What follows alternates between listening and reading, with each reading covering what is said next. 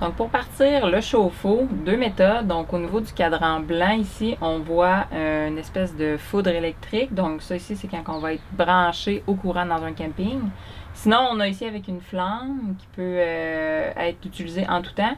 Il s'agit ici du propane. Donc pour ouvrir le chauffe-eau, c'est important. Il va falloir aller à l'extérieur pour ouvrir le propane, la bonbonne de propane, puisqu'ici on n'est pas branché en camping. Puis également, ouvrir l'eau. Donc on va se déplacer ici pour aller ouvrir la pompe à eau. Tout d'abord, il faut ouvrir la pompe à eau, water pump. Comme on voit ici, ça l'ouvre, donc pump on. L'eau rentre dans la tuyauterie. Par la suite, on va l'ouvrir à l'extérieur la bonbonne de propane. Donc pour ouvrir le propane, il faut aller dans le troisième compartiment, juste ici. Et on ouvre. Voilà. On retourne à l'intérieur.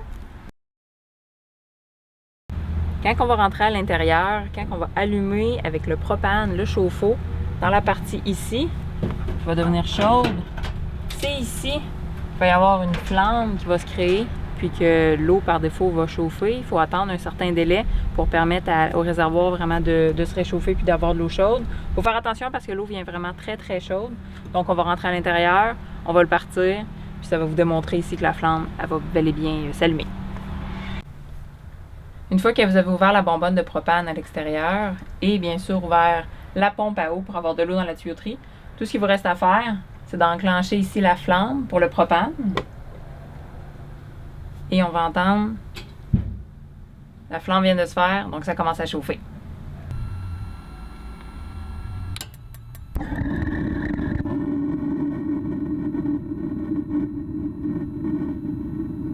Lorsque vous êtes en autonomie, vous pouvez utiliser le chauffe-eau au propane. Lorsque vous êtes sur un terrain de camping, ça peut toujours être plus utile pour vous d'y aller directement branché à l'électricité. Cependant, il est très important de ne jamais ouvrir les deux chauffe-eau, les deux méthodes de chauffer l'eau en même temps.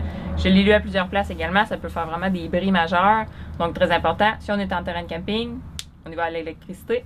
Si on est plus autonome, on y va avec le propane. Donc lorsque vous avez terminé de votre utilisation avec l'eau chaude, tout ce qu'il vous reste à faire, c'est de venir éteindre ici la flamme de cette façon, puis le tout s'éteint à l'extérieur.